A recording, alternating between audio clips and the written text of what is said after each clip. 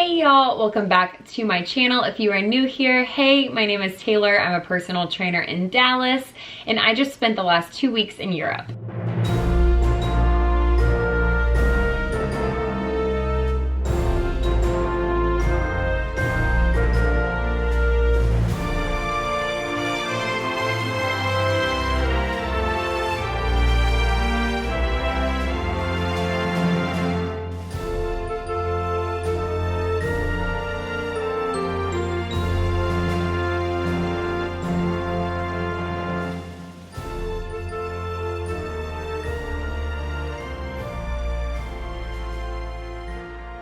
This video will be the final video that I make about our trip and everything that we did. And also, because this is the last video, I wanted to make sure that I was able to point out some of the subtle differences of what I noticed in Europe that America doesn't have. So let's go ahead and get started because I'm super excited. We finished our 2.5 hour journey from Italy to Switzerland, Zurich specifically. We are at the Zurich airport hotel right now because our flight is tomorrow and we didn't want to be in any kind of situation where we wouldn't be able to make our flight and all that. So to stay at the airport before your flight is a very smart idea.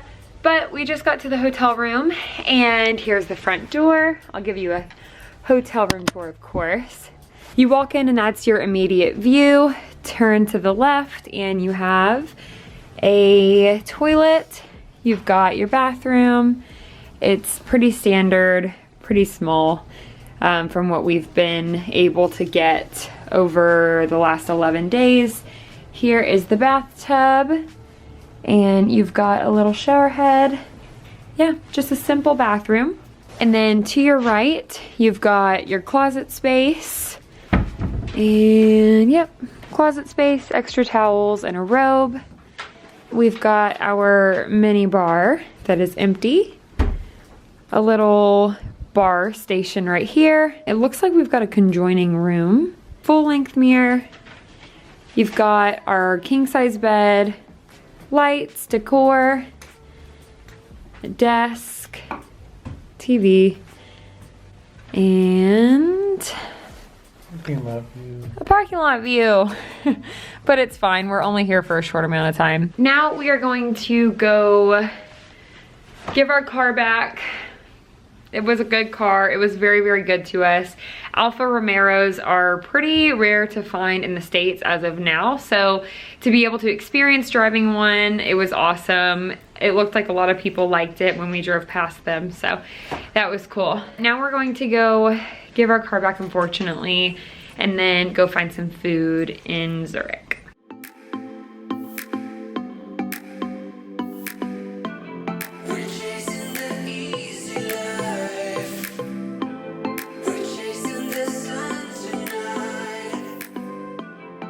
We hopped in an Uber and it took us to Old Town where we walked around. We did go and see a few souvenir shops to bring back some gifts for family and just to have some memorabilia. Finally, we walked into the cutest fondue restaurant ever. The culture was just everywhere. You walk in and cheese just hits you right in the face. It was an experience and our waiter was awesome. He was so cool and he kept showing us how to do everything and how the locals ate fondue, and we were actually able to eat fondue that didn't have any lactose in it, which was great for my stomach. My husband ended up eating most of the fondue by himself and I ordered an onion soup, which I was so happy about because that was a great presentation. It was really tasty. And then came the alcohol. There is a specific alcohol that the Swiss use and they pour it into a shot glass. Once you've got your bread secured, you want to dip the bread into the shot glass with the liquor and then go into the fondue pot and mix your bread around and then eating it. And Sean took it like a champ. Sean took it like a champ. He acted like nothing was wrong. It was great. It was tasty. It was time for my turn and I almost saw my breakfast again. So I wasn't a big fan of it, but Sean said that it was good. After our experience with the fondue and the alcohol, we ended up calling it a night, going back to the hotel and getting on the right sleeping schedule to be able to fly out the next day and come back home. So now here is the portion where I'm gonna kind of talk to you about some of the subtle things that I noticed in Europe. So I realized that Americans are very personal. We want to know how you're doing, what your name is, what you do for a living, where do you live. We're very personal, and most of the Europeans that we came across were not as personal as us. There was this one guy that was eating next to us, and if he's watching this. Yeah, if you're watching this, you need to be more accepting of people. And I've also heard that as well, is that in Europe, you don't really ask that many personal questions to each other unless you really know each other. It's just a cultural thing. We're all raised differently, and I could definitely tell that everyone wasn't super social like we are used to. So that was a little bit different to experience. When we were in Evian, France, we did see locals arguing. I think the French arguing is a stereotype, and so if it is, we definitely saw the French arguing. We saw two locals really just going at each other, and in a bold way. It wasn't so much that they were in a fight, but it was just how they were talking to each other and the seriousness that they had in their voice. And I think it was over a necklace. So it was just a different way of communication than what we're used to, but it was still cool to see locals doing what the locals do. In Europe, there are tons of roundabouts, tons of them. We were probably stopped at a stoplight a handful of times, but when it came to roundabouts, we probably saw 7 or 8 roundabouts every single time that we left the hotel when we were in the car. So roundabouts is a big thing. We don't really have roundabouts here, and if we do, there's not a lot. In Europe, we saw the most beautiful, bright colored homes and buildings, and everything is just so bright and two-toned and just unique and different. And a lot of things look very historic, and it was just beautiful. And there are beautiful places and towns and buildings to live in the States, but everything is kind of cookie cutter in big cities and things like that. Things start to look a little bit like the same thing here, and I just felt like because I don't see European homes all the time, they definitely stood out and looked a lot different and brighter and just more vintage than how our homes traditionally look. Restrooms are not always free. I remember in London, we were having a really hard time finding public bathrooms. And here it wasn't as big of an issue, but not all public restrooms are free like we have in America. Sometimes in America you will have to buy something, you will have to be a paying customer, but majority of the time you can just walk right into a bathroom and use it.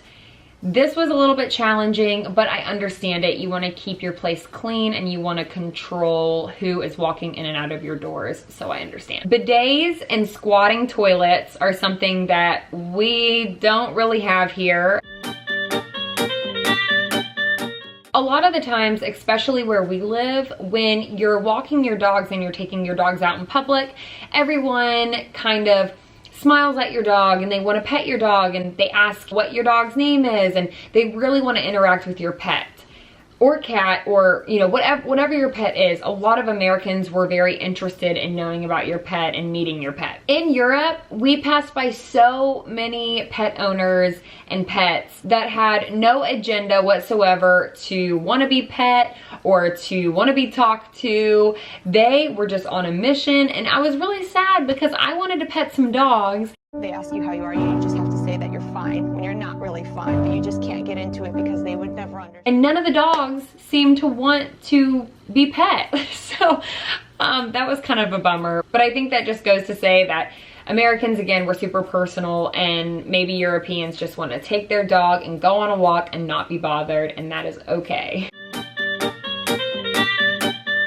In Italy, especially, the driving is pretty different than in America, and a lot of the times we would find ourselves having to get in the right lane to take a left and not really being sure where to park because everyone just kind of parks wherever. And if that's not the case, then that's kind of how we interpreted it. We weren't really sure where was safe to park, or it was just kind of a stressful time to get around Italy, and the super slim and tiny roads going up and down the mountains were a little difficult. But other than that, there weren't too many differences in driving. But I will say that a lot of our cars look very similar. Some of the makes and models are called different things than they are in the States. But I will say that the semi-trucks look way different than our semi-trucks. Of course, we have different currency and we have different styles for the most part, especially in Milan. Milan fashion was definitely different than what we are used to. However, with all of that being said, I am so grateful to have had this experience and to have such an amazing husband that would put all of this together and plan all of this. And this is just such an incredible opportunity. Once again, I hope that you are able to find a spark in you to go and make things happen to where you can go and travel the world and just see different places, even if it's just right outside of your town. I think that there's so much that the world has to offer that we don't even know about yet. We have a handful of trips coming up and things to take you to. We also have a few things in the books that I'm working on. So I hope that you stick around with me, and if you do, then I will see you next time. Bye.